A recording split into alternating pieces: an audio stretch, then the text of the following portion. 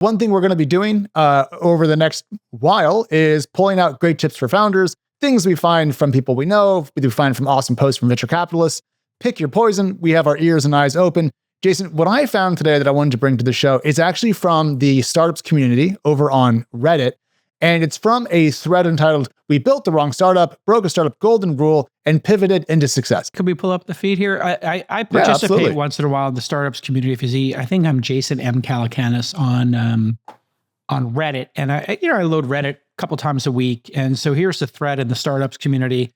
And we'll go and talk about this. Okay, so to summarize, they pivoted, but they didn't work on the ideal customer profile being them. They found another customer. Maybe highlight the section here and let's read it of what you think is the most relevant part of this. This bit here. Okay. So essentially they had, quote, "to ignore the dogma of needing to be your own ICP, because right now we don't have the complex pricing models, global compliance headaches, or enterprise billing workflows that our ideal customers do." So they couldn't dog food their product as much, but the idea of building for yourself doesn't always apply, was the gist here. Got it. So there is great startup advice. Build something that you need, dog food it yourself, force yourself to use it. So if you were DoorDash, you'd say, "I'm only going to eat what DoorDash can deliver." And you're like, okay, well, we got a Tex-Mex place and we got a Greek place. I really feel like sushi or ramen. Well, now the team's got to go out and find a ramen place to add to DoorDash. Okay, fine, fair enough. But if you're trying to build something for CFOs who have compliance issues on a global basis, well, you're going to need to go find those folks, interview them, do customer interviews, listen to them, maybe even bear hug them. So this is a great point they're making.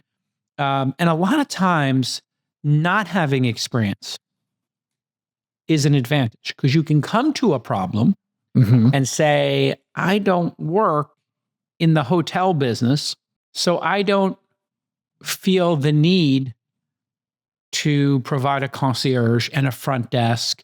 And I don't think every room has to have a Bible and needs to be cleaned every day."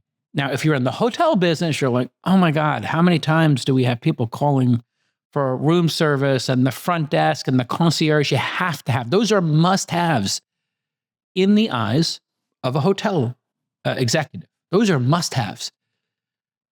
When Joe Gebbia and, Brian are doing Airbnb, they're like, "I need a place to stay that's cheap, that I can afford, and that's in this location where hotels don't exist." So they could build Airbnb, and anybody who was in the hotel business would never have done it because they'd say, "Okay, it's got to be $500 a night.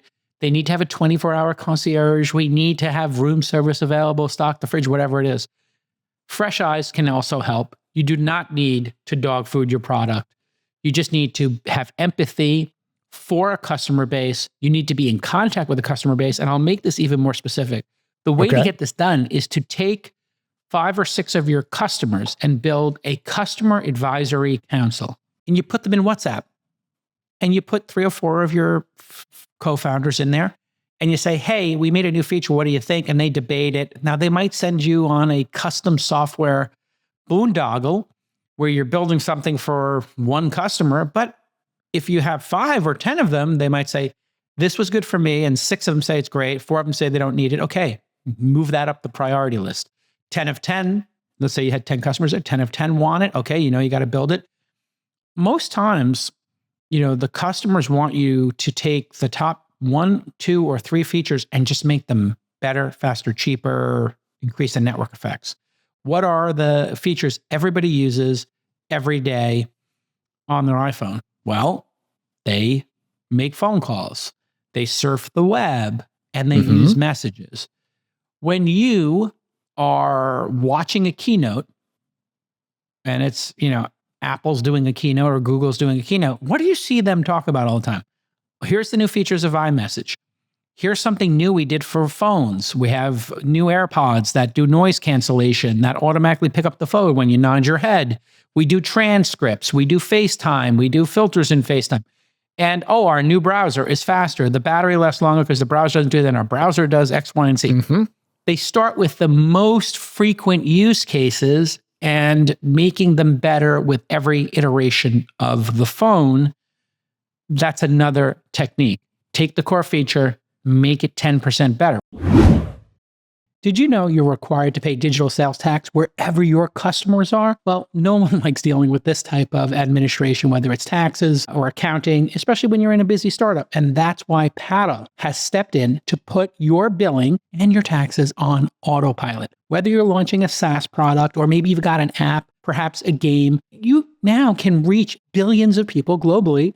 That's the magic of the internet. It's the magic of the App Store, and it's awesome. And it's one of the things, hey, as an investor, we love too. But this scaling brings tons of challenges. It's like taking payments in local currencies and navigating all those regional tax laws. They're complicated. Plus, you got to manage fraud. You got to manage refunds, right? And that's different in every market. And that's a massive headache that's going to slow you down from doing, important work with product market fit, hiring, and raising money. So let me tell you, a messy payment stack is going to eat up all your time, all of your energy and money. These are big company problems that you're going to face even as a small company, and they compound every time you enter a new market. Well, Paddle was built to handle this for you. Hey, listen, maybe this is unsexy, but this is what building and scaling a startup is all about. Sometimes you got to do your chores and you need a partner. Paddle's going to be your merchant of record, your MOR, and they're going to handle payment localization, fraud prevention, tax compliance, customer billing support so that you can grow faster. Hey man, if you need to launch in a new country, you're done. You want to add a payment method? Easy.